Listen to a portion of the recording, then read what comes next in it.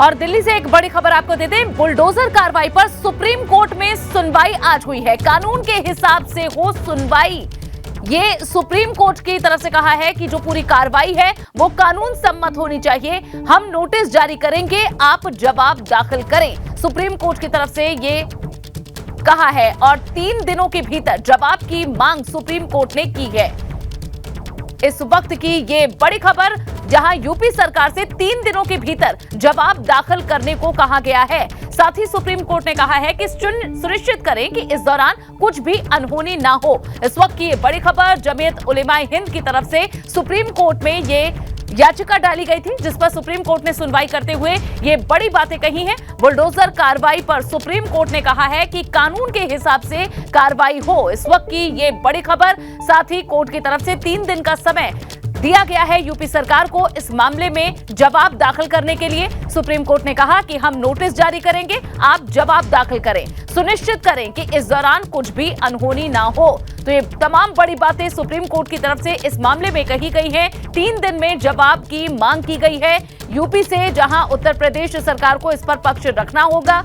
ये बड़ी खबर, जमीयत उलेमाए हिंद की तरफ से याचिका दायर की गई थी। बता दें कि जुम्मे की नमाज के बाद 3 तारीख को, 10 तारीख को जो कुछ हंगामा हुआ, हिंसाएं हुई, इसके बाद जो उपद्रवी हैं उनकी प्रॉपर्टीज पर, उनके मकानों पर बुलडोजर चला था और इसके खिलाफ याचिका डाली गई थी, जिसमें कहा गया था जमीयत की तरफ से कि ये कानून सम्मत नहीं है, ये कानून के साथ खिलवाड़ है और इस तरह से यहाँ टारगेटेड लोगों की संपत्तियों को जमींदोज किया जा रहा है और इस पर तुरंत रोक लगनी चाहिए। ये याचिका डाली गई थी, जिस पर अब सुप्रीम कोर्ट की तरफ से जवाब मांगा गया है। 3 दिन के भीतर यहाँ यूपी सरकार को जवाब देना होगा। तो ये बड़ी खबर आपको दे रहे हैं और साथ ही कोर्ट ने ये भी कहा है कि ये सुनिश्चित किया जाए कि जो कार्रवाई की जा रही है ये कानून के हिसाब से हो, कानून के हिसाब से ही पूरी कार्रवाई हो, ये सुप्रीम कोर्ट ने कहा है। और साथ ही जो 3 दिनों का समय दिया गया है जवाब देने के लिए, इस बीच ये भी कहा गया कि सुनिश्चित हो कि इस दौरान कुछ भी अनहोनी ना हो।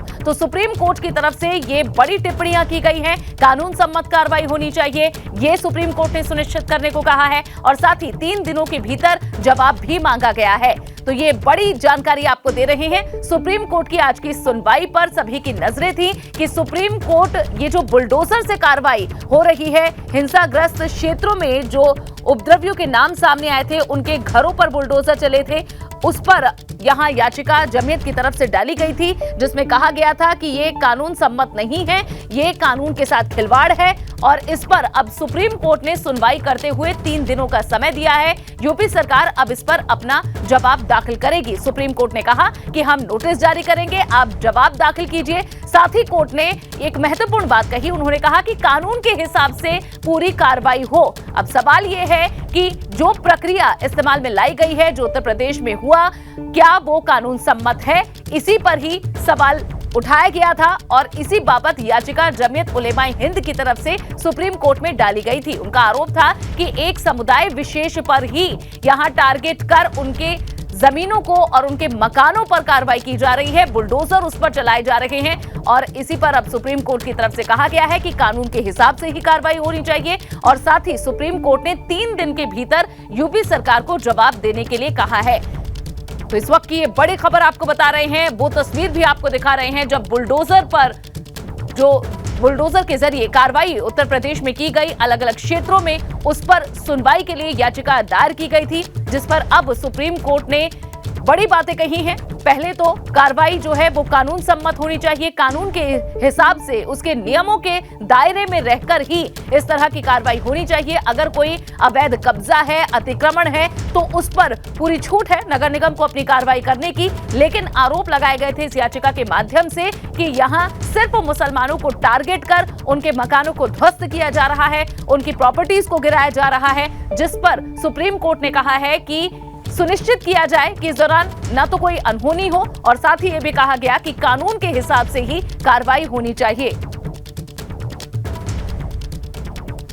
और साथ ही आपको यह भी बता दें कि सुप्रीम कोर्ट ने इस मामले में यह भी कहा है कि बुलडोजर से जो कार्रवाई की जा रही है उस पर अभी रोक नहीं है। 3 दिनों का समय यहां दिया गया है यूपी सरकार को इस मामले में जवाब दाखिल करने के लिए, लेकिन यहां बुलडोजर की रफ्तार थमेगी नहीं। कोर्ट की तरफ से यह कहा गया है कि बुलडोजर से जो कार्रवाई चल रही है उस पर सुप्रीम कोर्ट कोई रोक अभी नहीं लगा रहा है। 3 दिनों का समय यहां यूपी सरकार को दिया गया है जवाब दाखिल करने के लिए। इस वक्त की ये बड़ी खबर, कहा गया है कि हम नोटिस जारी करेंगे, सरकार इस पर जवाब दाखिल करे और साथ ही बुलडोजर की रफ्तार पर कोई ब्रेक नहीं लगने जा रहा है। कोर्ट ने अभी बुलडोजर की कार्रवाई रोकने का कोई फैसला नहीं दिया है, इस पर अभी रोक नहीं लगने जा रही है। तो कोई फौरी राहत फिलहाल इस याचिका के माध्यम से जमीयत को नहीं मिलती दिख रही है। ये बड़ी खबर आपको दे रहे हैं। सुप्रीम कोर्ट ने कहा है कि कानून के हिसाब से कार्रवाई हो और 3 दिनों का समय दिया गया है जवाब दाखिल करने के लिए यूपी सरकार को। सुप्रीम कोर्ट ने यह भी कहा है कि इस दौरान यह भी सुनिश्चित किया जाए कि कोई अनहोनी ना हो। इस वक्त की ये बड़ी खबर, अब 21 जून को मामले में अगली सुनवाई होगी।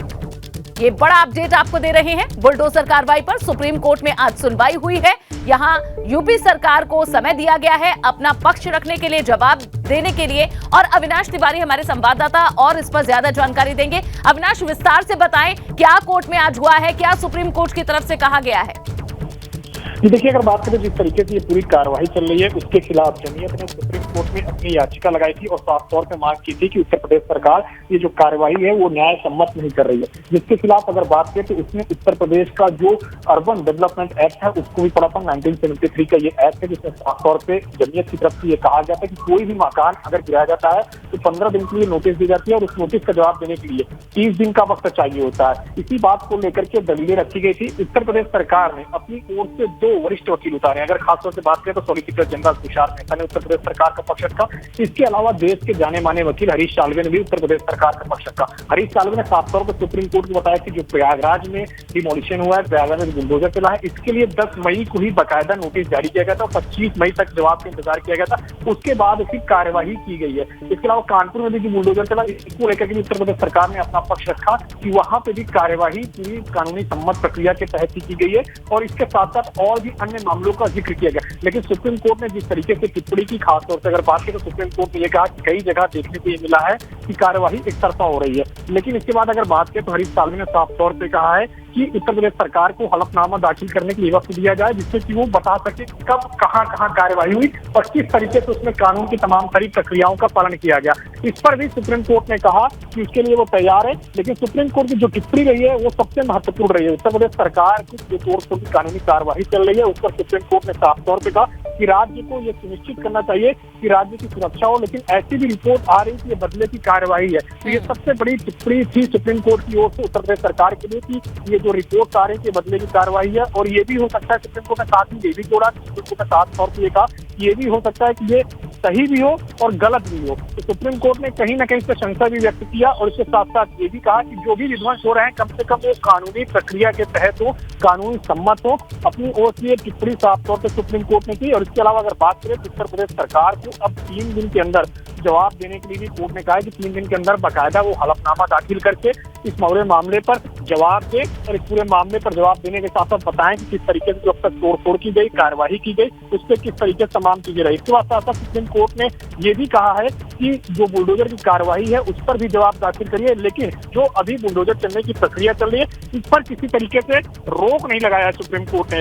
लेकिन ये जरूर कहा है कि कानूनी प्रक्रिया का इस्तेमाल होना चाहिए। तो उत्तर प्रदेश सरकार के लिए एक राहत की बात ये जरूर है कि जिस तरीके से पूरे विधानसभा चुनाव में बुलडोजर ब्रांड बन गया था उत्तर प्रदेश सरकार का, भारतीय जनता पार्टी का, उस पर सुप्रीम कोर्ट ने फिलहाल कोई रोक नहीं लगाई। लेकिन ये जरूर कह दिया है कि इस पूरी कार्रवाई को लेकर के उत्तर प्रदेश सरकार 3 दिन के अंदर अपना जवाब दाखिल करे और इसके साथ साथ ये भी तय करे कि जो कार्रवाई हो वो पूरी तरीके से कानून सम्मत हो, न्याय सम्मत हो। बिल्कुल अविनाश, जिस तरह से आरोप ये लग रहे हैं कि अब बुलडोजर के द्वारा न्याय किया जा रहा है, कई ऐसे बयान आए और यही आरोप है जिसके बाबत ये याचिका दाखिल की गई थी। अविनाश, जिस तरह से उपद्रव हुआ उसके बाद उपद्रव में जो शामिल लोग थे जिन्हें मास्टरमाइंड कहा जा रहा था उनके घरों पर बुलडोजर चलता है, जिसके बाद आरोप लगे कि यहाँ धर्म विशेष के लोगों को टारगेट किया जा रहा है। क्या यहाँ प्राधिकरण की तरफ से, सरकार की तरफ से ये कहा जा रहा है कि सिर्फ ये अवैध निर्माण था इस वजह से बुलडोजर चला? क्या और भी आसपास के जो अवैध कब्जे थे या अवैध निर्माण थे उन पर इसी तरह की कार्रवाई हुई है? या फिर जो आरोप लगा है कि धर्म विशेष के लोगों को टारगेट किया जा रहा है वो इसमें दिखा?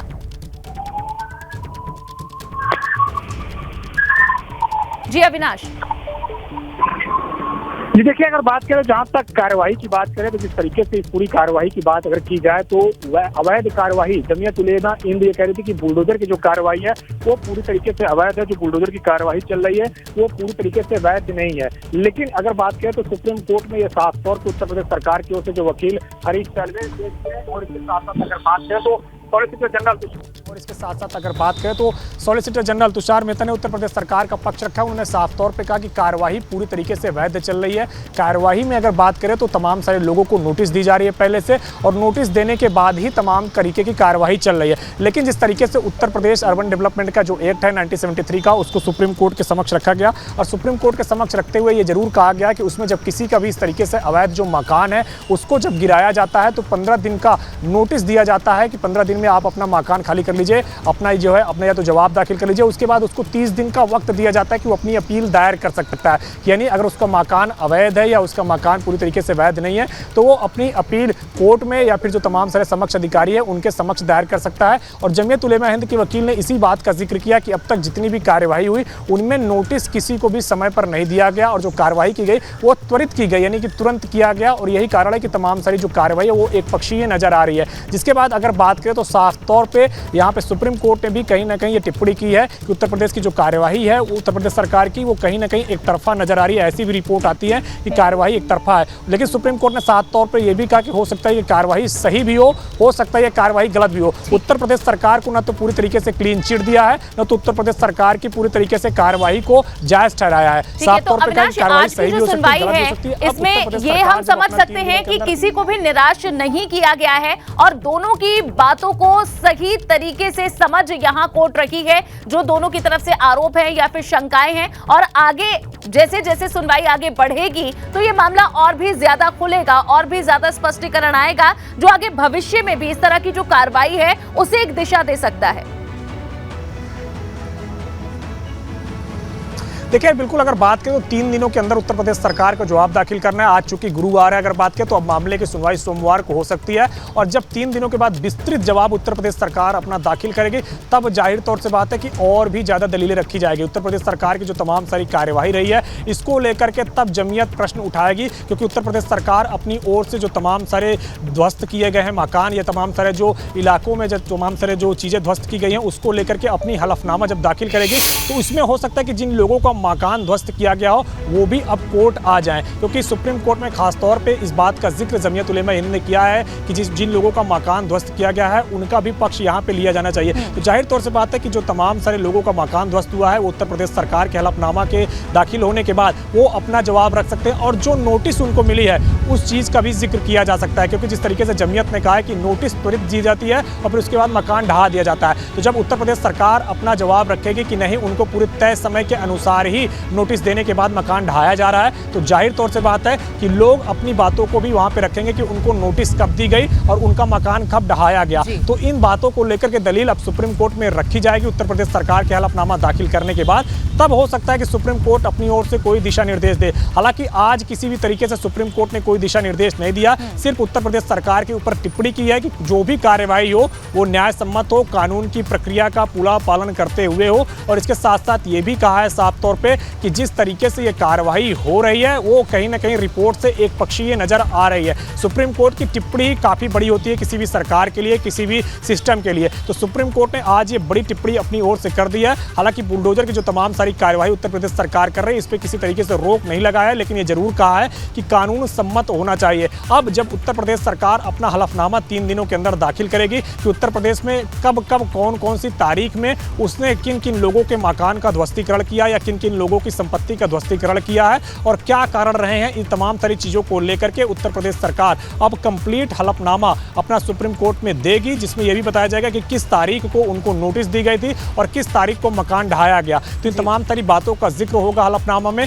तो अब सुप्रीम कोर्ट में इसमें कंप्लीट बहस होगी, तब जमीयत भी अपनी ओर से इस पर आपत्ति जता सकता है, क्योंकि जिस तरीके से अगर बात करें तो प्रयागराज में ही अभी हाल में ही जो जावेद पंप का घर गिराया गया है, उनके भी तरफ से ये आरोप लगातार निकल के आ रहे हैं कि जावेद पंप की वो पत्नी का नाम पे मकान था, उनके नाम पे मकान नहीं था। फिर कुछ लोगों का कहना है कि नोटिस भी नहीं दी गई, बिना नोटिस के ध्वस्तीकरण किया गया। तो इस तरीके के आरोप तमाम सारे लोगों की जो संपत्ति पर बुलडोजर चले हैं वो लगातार लगाते रहे हैं। लेकिन अब सुप्रीम कोर्ट में चूंकि जब इस तरीके की टिप्पणी हो गई है तो सरकार के लिए चेतावनी ही है, और अब जब सरकार कंप्लीट हलफनामा दाखिल करने जा रही है तो जाहिर तौर से बात है कि उसमें बहस फिर काफी ज्यादा होगी और फिर तमाम और अविनाश, यहाँ जमीयत की तरफ से ये उम्मीद की जा रही थी कि दिल्ली की जहांगीरपुरी में जिस तरह से जो ध्वस्तीकरण हो रहा था, बुलडोजर चल रहा था, वहां जो राहत मिली थी, वहां जो प्रक्रिया को रोक दिया गया था, कार्रवाई पर रोक कोर्ट की तरफ से लगा दी गई थी, स्टे दे दिया गया था, ऐसी ही उम्मीद थी कि इस मामले में शायद सुनवाई में मिल जाए। तो क्या उस तरफ जाता हुआ ये मामला दिख रहा है, या ऐसी उम्मीद जमीयत आगे रख सकता है कि इस कार्रवाई को रोका जा सकता है?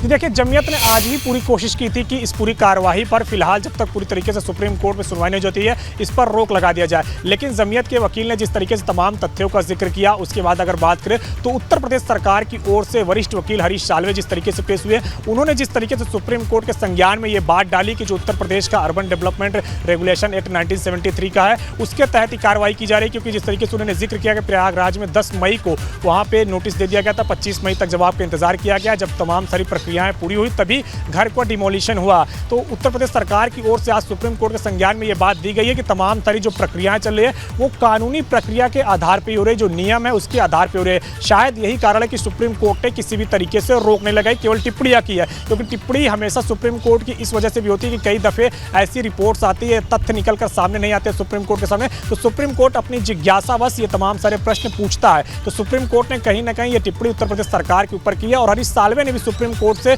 इस बात को लेकर के जिक्र किया था। उसने हरीश साल्वे ने साफ तौर पे कहा कि उत्तर प्रदेश सरकार को हलफनामा दाखिल करने का वक्त दिया जाए, उसके बाद सुप्रीम कोर्ट कुछ तय करे, उसके बाद सुप्रीम कोर्ट अपना कुछ डायरेक्शन दे, जिस पर सुप्रीम कोर्ट कहीं ना कहीं सहमत होता हुआ दिखा है। क्योंकि वकील की जब भी इस तरीके से कोई मांग होती है तो सुप्रीम कोर्ट उस पर ध्यान देता है और उसको कहीं ना कहीं मौका भी देता है, चाहे कोई भी पक्ष हो, सुप्रीम कोर्ट उसको सुनने से पहले एक मौका जरूर देता है कि वो तमाम सारे जो अपने दलीलें हैं वो रख सके। और यही कारण है कि जब उत्तर प्रदेश सरकार के वकील के रूप में हरीश साल्वे ने यह कहा कि उनको हलफनामा दाखिल करने का वक्त दिया जाए, जिससे कि और बेहतर तरीके से सुप्रीम कोर्ट के सामने चीजें स्पष्ट हो पाएगी। यही कारण है कि सुप्रीम कोर्ट ने आज कोई दिशा निर्देश नहीं दिया है, केवल टिप्पणी की है कि कानून की प्रक्रिया के तहत न्याय सम्मत इसके लिए 3 दिनों का और इंतजार करना होगा।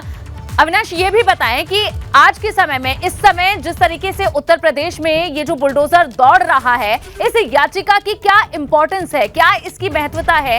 इस याचिका की सुनवाई के दौरान जो डिसीजन आएगा या फिर जो टिप्पणी आएंगी, कैसे वो आगे की दिशा तय करेगी?